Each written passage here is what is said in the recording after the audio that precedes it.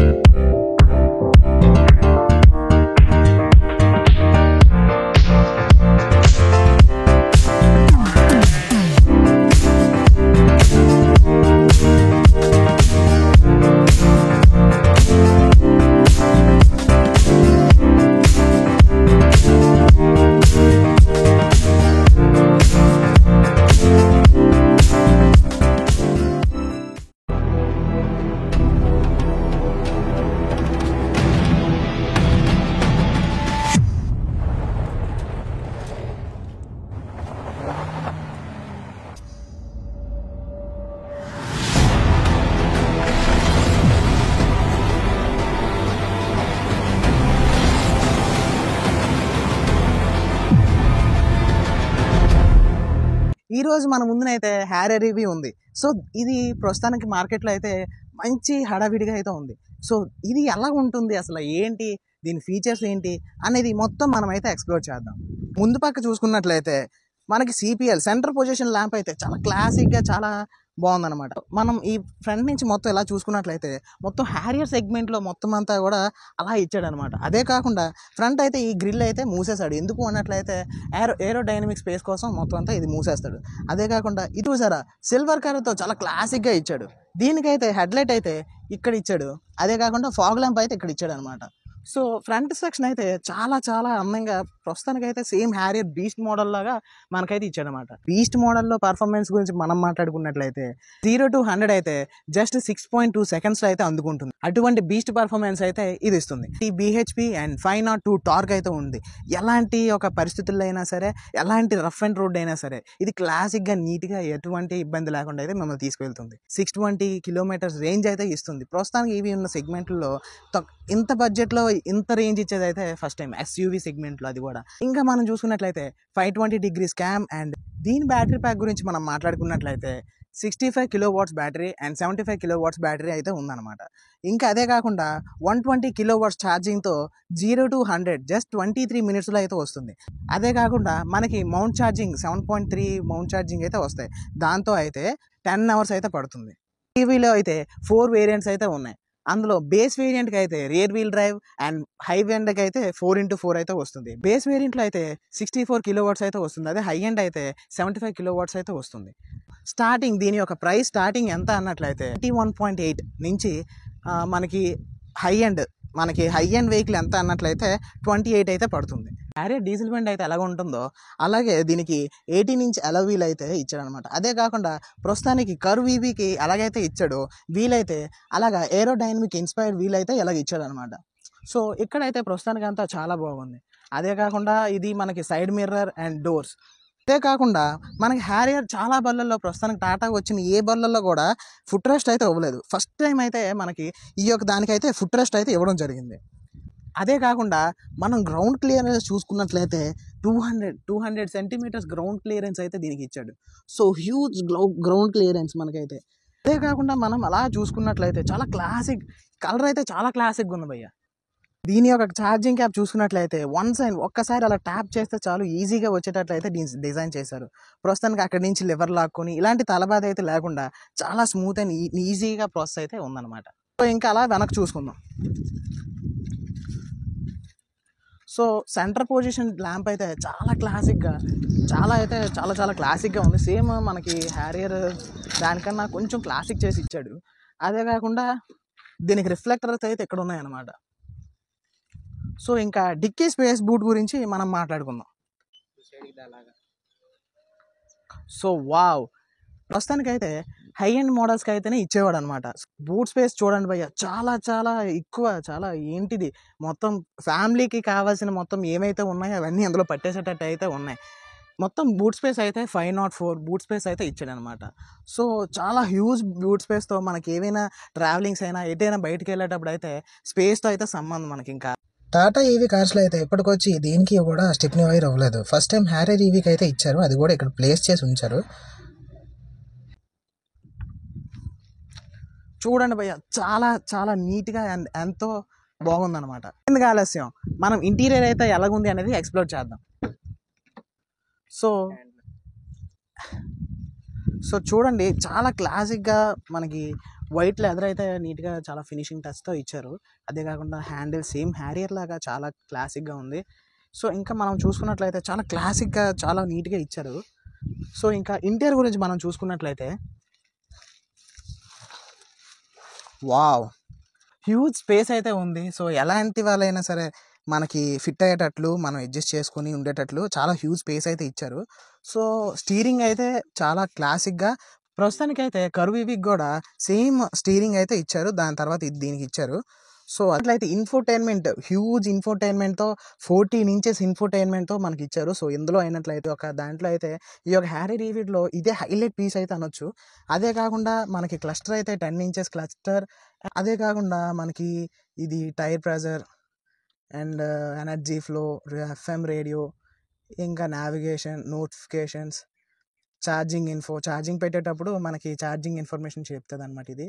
అదే కాకుండా మనకి ట్రిప్ గురించి, ఇది యావరేజ్ ఎనర్జీ కన్సప్షన్. ఇది ఎలాగన్నట్లయితే ఎంత తక్కువ ఉంటే అంత మంచిది, 100లో బిలో ఉండాలి.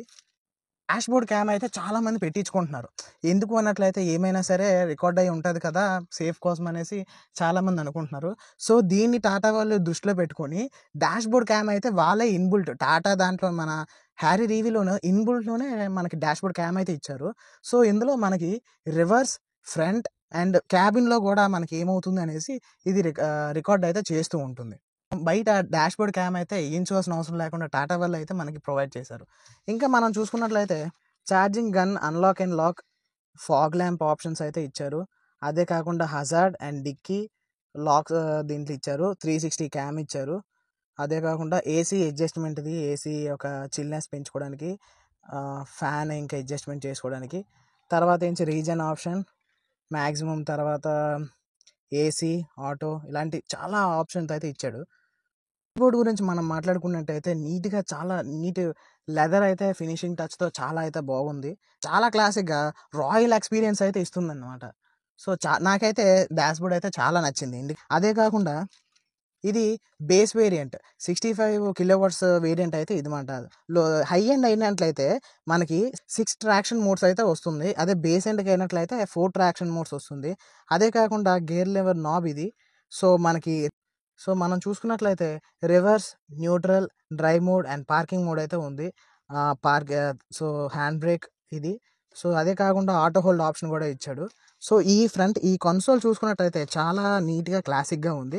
అదే కాకుండా మనకి ఇక్కడ స్పేస్ ఉంది. అదే కాకుండా ఇందులో కూడా మనకి ఎంతో కొంత స్పేస్ ఇచ్చాడు.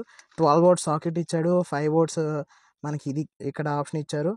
అదే కాకుండా ఇక్కడ కూడా మనకి 45 కిలోవాట్స్ ఛార్జింగ్ అయితే ఆప్షన్ ఇచ్చారు. సో అదే కాకుండా మనకి యూఎస్బి పోర్ట్ కూడా ఇక్కడ ప్రొవైడ్ చేశారు. సో ఇంకా సీట్ చూసుకున్నట్లయితే చాలా కంఫర్టబుల్గా చాలా చాలా బాగుంది. అదే కాకుండా ఇక్కడ మనం చూసుకున్నట్లయితే మనకి సీట్ వెంటిలేషన్ స్విచ్ ఇచ్చారు. అదే కాకుండా మోడ్స్ అనమాట, 1, 2, 3 అంటే మన సీట్ యొక్క అడ్జస్ట్మెంట్ మోడ్స్ అనేది మనం సెట్ చేసుకోవచ్చు. సో దాన్ని బట్టి మోడ్ స్విచ్చింగ్ బటన్స్ ఇక్కడ ఇచ్చారు.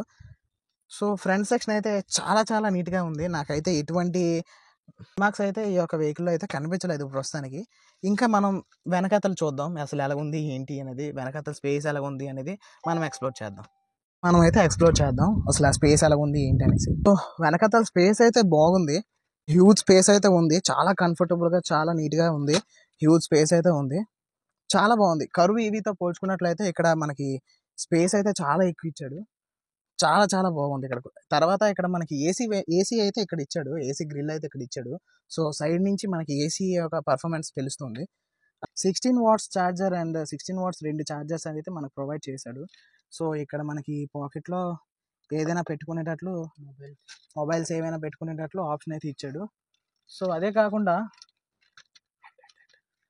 కాకుండా హెడ్ రెస్ట్ చేసుకోవడానికి చాలా నీట్ కంఫర్టబుల్గా ఒక కర్వ్డ్ సీట్ అయితే మనకి ప్రొవైడ్ చేశారు. సో ఇంకా మన హెడ్ రెస్ట్ చేసుకోవడానికి అయితే చాలా నీట్గా చిన్నపాటి కర్వ్డ్ అయితే మనకి ఇచ్చారనమాట. కర్వ్ షేప్లో ఇచ్చి హెడ్ రెస్ట్ పెట్టుకోవడానికి అయితే చాలా కంఫర్టబుల్గా ఉంది. ఇక్కడ మనం చూసుకున్నట్టయితే హ్యాండిల్స్ అండ్ సైడ్ ల్యాంప్ అయితే ఇక్కడ ఇచ్చాడు, మనకి ప్రొవైడ్ చేశాడు. ఇక్కడే కాకుండా ఇక్కడ కూడా మనకి సైడ్ ల్యాంప్ అయితే ఇక్కడ ఇచ్చాడు. సో అదే కాకుండా చాలామంది ఈ ఆప్షన్ అయితే చాలామంది బయట నుంచి వేయించుకుంటూ ఉంటారు. ఆ ఆప్షన్ ఇంకా అవసరం లేకుండా టాటా వాళ్ళు అయితే ఇది ఇన్బుల్డ్లోనే టాటా హ్యారియర్ ఈవీతో పాటే వచ్చేటట్లు ఇన్బుల్డ్లోనే మనకి ఇచ్చాడు. ఈ యొక్క స్పీకర్స్ గురించి మనం మాట్లాడుకున్నట్టయితే JBL స్పీకర్స్ అయితే ప్రొవైడ్ చేశారు. ఇది ఒక థియేటర్ ఎక్స్పీరియన్స్ అయితే ఇస్తూ ఉంటుంది. బేస్ అండ్ సౌండ్ క్వాలిటీ అయితే చాలా చాలా బాగుంటుంది.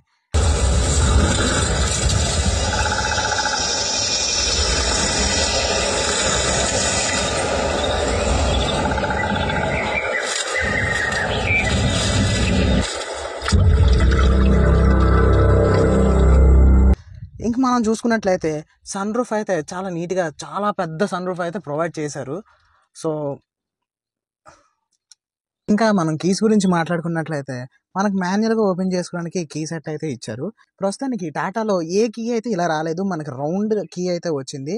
ఇందులో అయితే 8 బటన్స్ అయితే ప్రొవైడ్ చేశారు.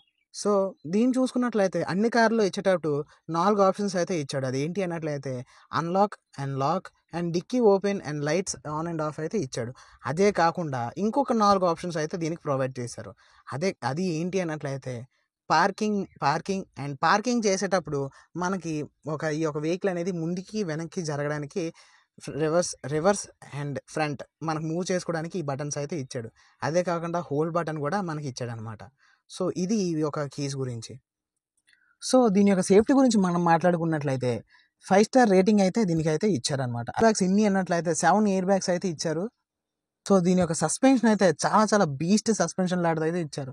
ఎటువంటిదైనా సరే, ఎటువంటి రోడ్ అయినా, ఎటువంటి వే అయినా సరే ఇది మ్యాసివ్గా వెళ్ళేటట్లు దీని యొక్క డిజైన్ అయితే ఉంది. ఎంటర్టైన్మెంట్లో ఏ ఆప్షన్లు ఉన్నాయి అన్నట్లయితే మనకి ఆండ్రాయిడ్ ఆటోప్లే, అమెజాన్ అలెక్స్, ఈ యొక్క ఆర్కేడ్ ఈవీలో మనం ఎవరైతే బై చేసుకుంటున్నారో ఈ యొక్క ఆర్కేడ్ ఈవీలో వారు లాగిన్ అయినట్లయితే వాళ్ళకి యూట్యూబ్ అండ్ అమెజాన్ ఎలాంటి యాప్స్ అయినా సరే గేమ్స్తో సహా అన్నీ ఇందులో మనకి ఇన్ఫర్టైన్మెంట్ ఇన్స్టాల్ చేసుకోవచ్చు అనమాట.